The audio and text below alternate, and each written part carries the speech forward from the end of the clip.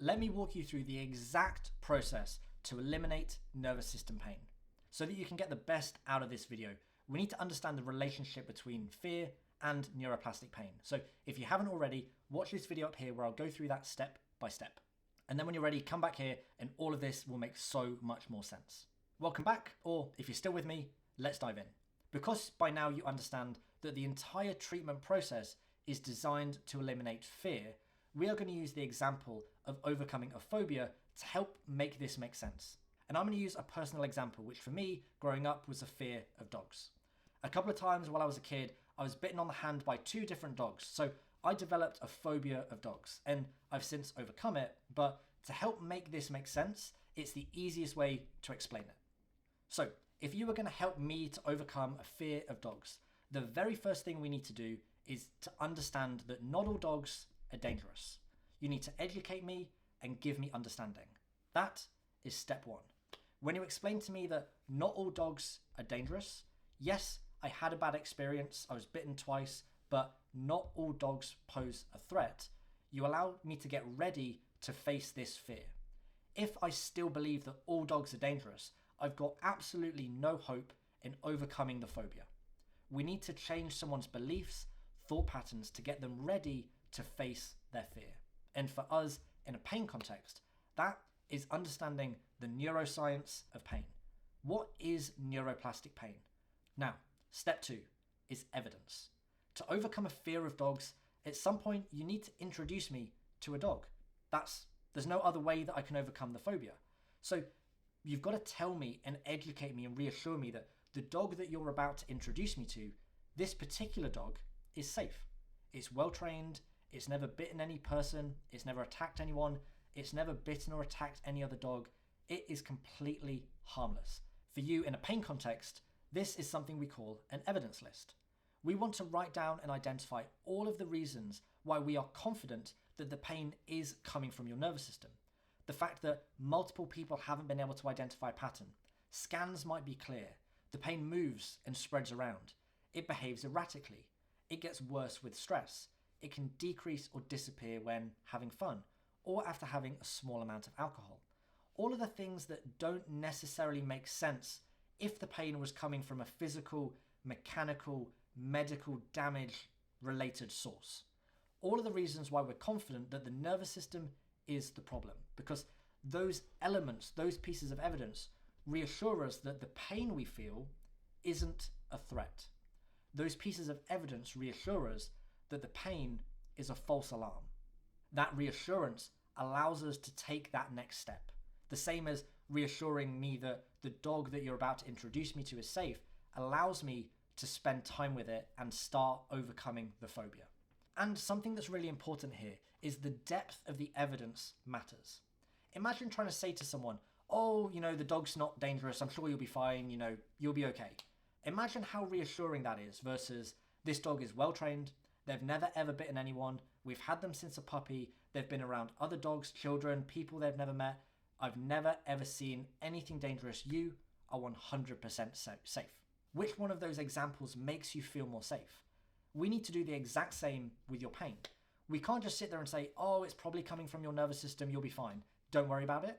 And if anyone has ever said, try not to worry about it, or just push through the pain, that's what they've done. They've given you reassurance with no evidence. It really, really doesn't work like that. That is step 2, evidence. Moving on to step 3. This is where we take a step forward. We start trying to meet and overcome that phobia.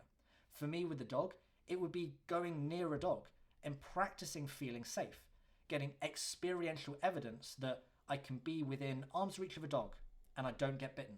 I'm allowing my nervous system to challenge those old, deep-held beliefs and rewire and relearn some new ones. At first, it's difficult, and I want to stay far away from the dog with a dog on a lead.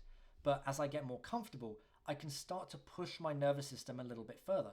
I can get a little bit more confident. I can get closer to the dog. The dog could be let off the lead. I could practice stroking the dog and playing with the dog, all the time teaching my nervous system that this dog is safe. And there's a number of tools and tactics that I could use to enable me to get through that process. I can use reassurance, talking to myself, reassuring myself of all the evidence that we went through. I can meditate, trying to break old habits that are wired into the default mode network in my nervous system, and trying to quieten those old automatic behaviors where I'd hear the dog bark and automatically jump. I could try and visualize being with the dog, practice being with the dog and calming my nervous system and activating my parasympathetic nervous system with breath. All of these different tools and tactics to train my nervous system into a new way of functioning. That's exactly what we would do with the pain and the symptoms. I would help you to see those sensations and practice experiencing them, looking at them, responding to them without fear. Practice looking at them through a lens of safety, reassuring yourself, visualizing moving, calming yourself with breath. All of these tools to rewire the way that your brain is interpreting the information. And the biggest and most powerful tool that we have is something called somatic tracking. This is a guided meditation where we are actively paying attention to the sensations in the body, pay attention to the pain and the discomfort, and simultaneously teaching and training our nervous system that we're safe, leaning into positive sensations like the breath and reassuring ourselves that we are safe. What we are trying to do is give the brain a different and new association to the pain. Allow the nervous system to experience that same sensation, but without any fear. Now that we've done step 3, which is subconscious nervous system retraining, steps 4 and 5 are about trying to make this process as easy as possible. Step 4 is understanding, identifying, and eliminating stressors and triggers. Anything that is increasing the level of stress in my nervous system is going to make this entire process harder. If I was going to, spend some time with a dog, but I'm doing that at the end of an incredibly stressful day where everything at work has annoyed me, a commute that's gone really, really wrong, I've had a really difficult and upsetting conversation with a family member. If all of that has happened to me and I'm holding that in my nervous system, I'm going to take that into the experience with the dog and find it incredibly hard to feel safe, to learn the thing that I want my nervous system to learn. The likelihood is I'm going to have a really negative experience that's going to reinforce all of my old pre-held beliefs. And number 5 is the opposite. I want to understand and identify the things that make me feel safe, that make me feel calm, that make me feel regulated, and actively lean into them. Do more of them to put my nervous system into an optimum position where it can get a good experience day after day after day. Effectively, we're trying to tip the scales in our favor. And the easiest way that we can think about it, or the easiest way that I can visualize it, is imagine that you're trying to build a snowman and you're pushing a snowball across a field, trying to build some momentum. Anything that adds stress is going to make that difficult. Ultimately, it means you'd start pushing the snowball up a hill. It's the same work, but it's so much harder. Anything that makes you feel calm and safe, that would make that entire process easier, like pushing the snowball down a hill, where there's so much less work that needs to go into it. I'm just nudging the snowball and momentum's taking care of the rest. That is the role of decreasing stress and increasing safety. But those are the 5 steps to the process. Understanding, gathering evidence, training our nervous system to see the threat through a lens of safety, while decreasing unnecessary excess external and internal stressors, and increasing our sense of safety and leaning into positive sensations. That is the very simple process to eliminate neuroplastic pain. And all of that was built and tested in a groundbreaking research study in 2022. A group of researchers led by Dr. Alan Gordon gathered 50 people together who had chronic lower back pain. And for those 50 people, the average amount of time that they'd been in pain for was 11 years, over a decade. And they then worked one-on-one with a therapist over a 4-week period. They did 2 30-minute sessions a week, working through those 5 steps that I've outlined. And at the end of those 4 weeks, here are the results. 98% of the group reported an improvement in their symptoms. That massively outperforms the placebo group and the usual care group that you can see on the middle and right-hand side. Of that 98% that reported an improvement in their symptoms, 66%, that's 33 people, scored their own pain 0 or 1 out of 10. Essentially, pain-free or basically pain-free. Now remember, they've had pain on average over a decade, and they've only been working on it for 4 weeks. They've not had any medication, no injections, no surgery, nothing with a fancy expensive gizmo or gadget, no exercises, just talking and retraining the nervous system. That is how powerful this work is, and it proves beyond any shadow of a doubt that this is possible. And something that's equally incredible is that for the vast majority of those people, those results held over a 12-month period with no follow-up treatment. Most people were still that good 12 months later. It gives us such clarity and confidence that this is possible, and the nervous system can absolutely learn, even if the pain's been there for years, if we approach it with the right strategy. We can't just throw random tools at it like go to yoga or try some breath work or try and calm yourself down or do some journaling. Without the strategy around it, those tactics and tools are meaningless. It would be like going to the gym and just doing random exercises and hoping that you make gradual, steady progress to your goal. Obviously, that's not going to work, and the same applies here.